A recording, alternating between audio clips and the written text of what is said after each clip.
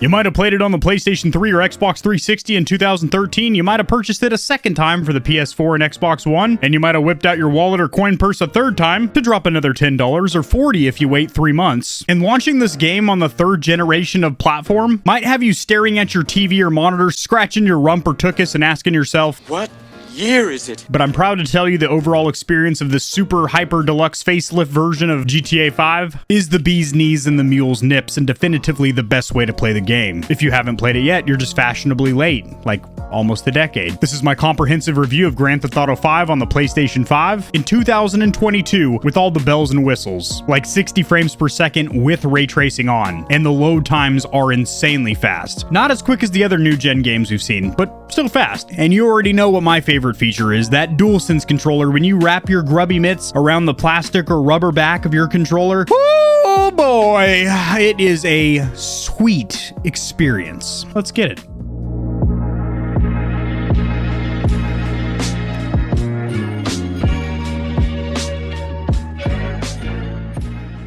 So starting out with the install, initial boot of this game, and then also the concurrent load times after that. It is substantially faster, and that is to be expected considering you now have an SSD or solid state drive as opposed to a mechanical hard drive, which I believe was a 5200 RPM in the PlayStation 4. So the installation process on the PlayStation 4 was a real sack of schmeckles because you had to install the game. Then once you launch the game, you would see a pop-up in the bottom right corner, which would tell you that it's installing the story mode and then the multiplayer, and it would take literally hours, even on fast internet. Then after that, just launching the game, once you've already had it installed, you're looking at about 2 minutes and 20 seconds to jump into actual gameplay. As we're now the initial install of the game that you do on the dashboard or the PlayStation main menu covers multiplayer and story mode, so you don't need to worry about those extra install times. But now loading into the game takes around 20 seconds, which is not as fast as some of the games we've seen where load times are either non-existent completely. For example, Ratchet & Clank Rift Apart, if you've seen my review of that game, has literally 0 load times. I forget what else I tested here recently. There's another PS5 game where there's no load times, and you might think, oh, they're masking it behind cutscenes or something. Nope, because you can skip the cutscenes. So many of the PS5 titles is either no load times or they're about 3 to 5 seconds. So 20 seconds is longer, but it's still 6 times faster than what we were seeing on the PS4. Now let's talk about features and functions of the DualSense controller, that chunk of plastic in your hand. Every car does have a different gas and brake feel. Well, gas, not so much. The right trigger kind of feels the same in all the cars, but they do have different resistances of brake.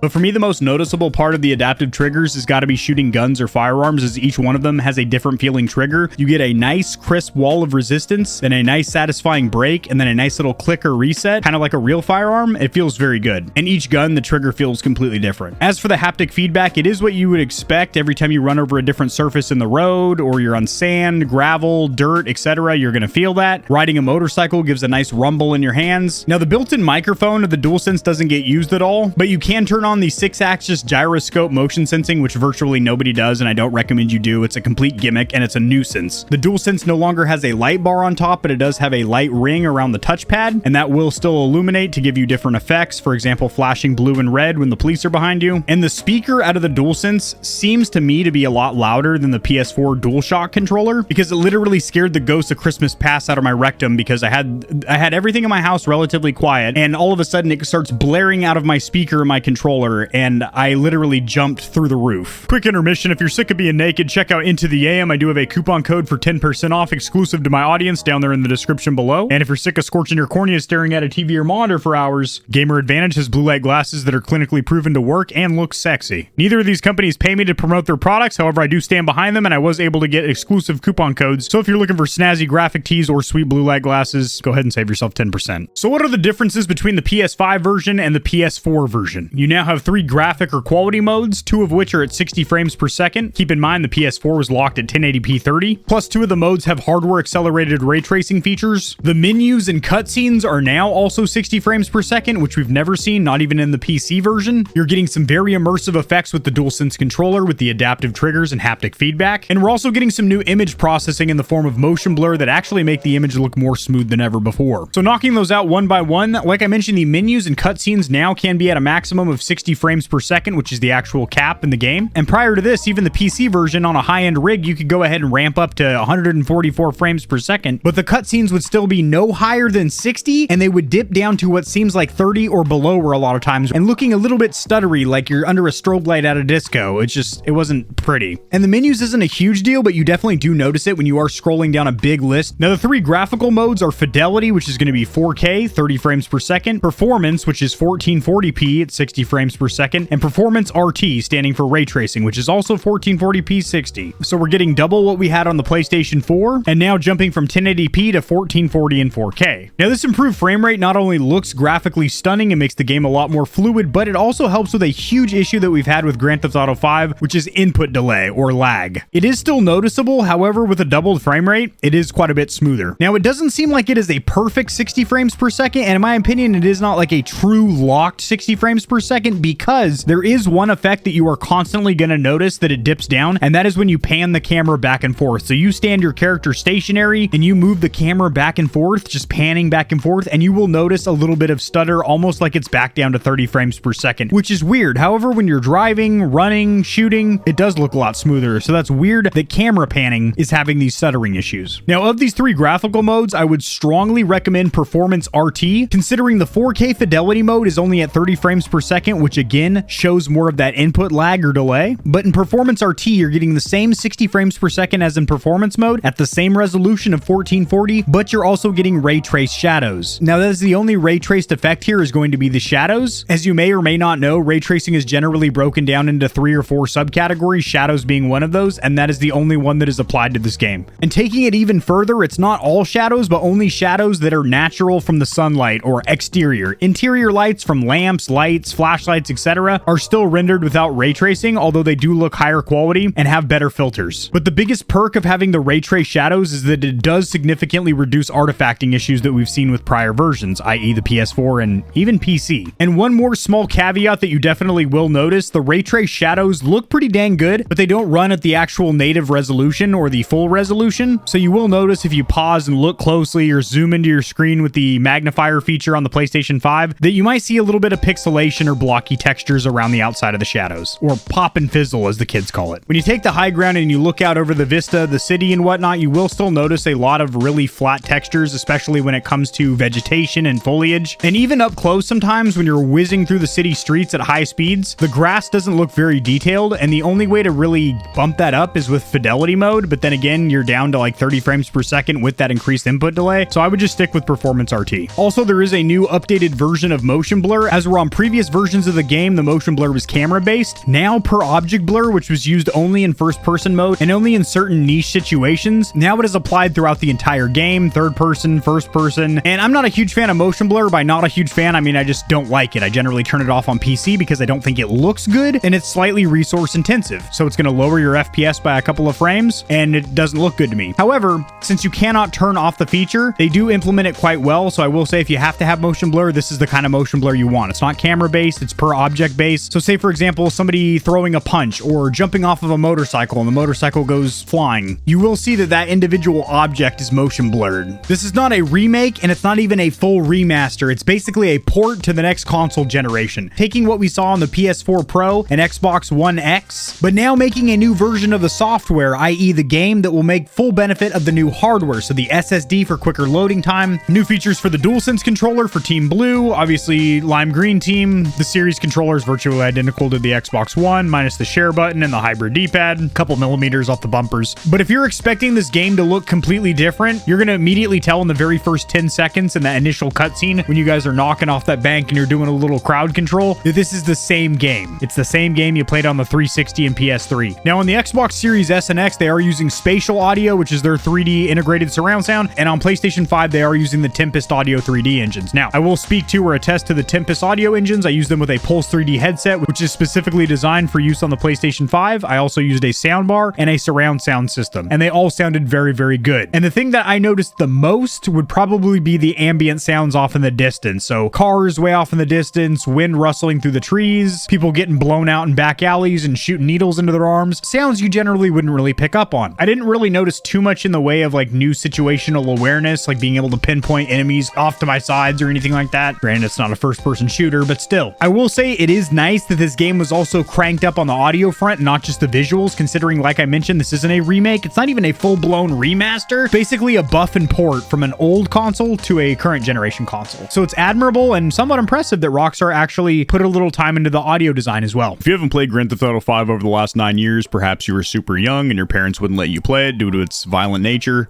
I don't know why I used air quotes. It's a pretty violent game. Or maybe in my case, you played the game, but it's been a while. For example, I played through the entire story or campaign offline mode whenever it came out on PS4 and Xbox One. Basically hadn't touched it after that, so about 6 years of not touching GTA. And I was kind of looking for an excuse to revisit the title. So being able to play this game at 1440 with light ray tracing at 60 frames per second and the features of the DualSense controller. Granted, if you're playing on the Series S and X, you won't have that last feature, but hey, whatever. This is definitively the best way to play Grand Theft Auto 5. In fact, I would say even over the PC version. Yes, on the PC, you can crank up the frame rate even higher than 60. Yes, you can get better graphics. Yes, you can get into the modding community and start doing some awesome graphical buffs and third-party plugins. But the fact that you now have 60 frames per second during cutscenes and menus, new anti-aliasing filters, motion blur, and a whole bunch of other features to make the game look better than ever before. If you are interested in this game even slightly, it is definitely worth a pickup at $10 US, which is the going price for the next 3 months. I will insert a small clip from my video from a couple days ago going over the full pricing tier of this game. Until June 14th, you can pick this bad boy up for $10 US. That's going to get you the single player. GTA Online, guess what? It's free. You can lock in GTA Online free now, and it will still be free for you. However, after that, if you didn't download that, you're going to pay $20 for the standalone of just the online, which does make sense that they separate it because a lot of people have already beaten the ever-living shit out of the campaign or story mode, offline single player mode, and they pretty much just play GTA Online now, so you can get that. However, if you want the single player and online, it is a $40 title. So I think for a lot of GTA fans, this will tide them over until Grand Theft Auto 6 comes out, which by the way isn't going to be until around 2024 according to all major leakers, considering it was just officially announced by Rockstar about a month ago. However, they did say it has been well in development. I will have linked in the description below a video I made a couple days ago called GTA 6 Everything We Know, where I break down, hey, it's going to be in 4 cities. It's going to have 2 characters, a male and a female protagonist. Basically collecting all the leaks that we've had via articles and well-known leakers in the gaming community. So if you're interested in Grand Theft Auto 6, I do recommend you check out that video. This is AK40 Kevin signing out. Thanks for stopping by. If you enjoyed the video, liking it helps it to get seen by more gamers. This information will reach and assist them as well, which in turn helps me grow this little channel, which I do greatly appreciate. Subscribe for more content like this. I cover news in the gaming community and industry, tutorials helping you get set up streaming and YouTubing, as well as honest gaming product reviews, keyboards, mice, headsets, controllers, mics, chairs, etc. There are some hefty exclusive discount codes found only in the description of my videos and only for the audience here at Gamer Heaven. Check out Into the AM for some of the sickest looking and most comfortable cloth to ever grace my gaming giblets. If you don't want to be scorching your corneas with harmful blue light, check out Gamer Advantage, the only blue light glasses on the market that look sexy and actually work. If you're looking for a custom controller that'll blow the competition's tits back, AIM definitively has the best bang for buck or price to performance when it comes to Xbox, PlayStation, and Switch controllers. Nope, they don't do Switch, but they do gaming mice. I said doo-doo. I have links to all my other platforms and socials in the description below. If you need a quick laugh or blast of gamer adrenaline, check my short form videos out at TikTok. Follow me at Facebook Gaming, where I am a partner and upload a ton of exclusive gameplay content. To get in touch with myself and the Stallions and Stallionettes of Gamer Heaven, join the community Discord, and check me out at twitch.tv, where I go live every other leap year on a blue moon if it falls into an odd calendar number, and my pH balance is on point. Just kidding. Starting June, I'm going to be live streaming a lot. Thanks for watching. This has been AK40 Kevin hosting Gamer Heaven, and I'll see you tomorrow because I upload daily, all the time, 60% of the time, sometimes, most of the time. Peace.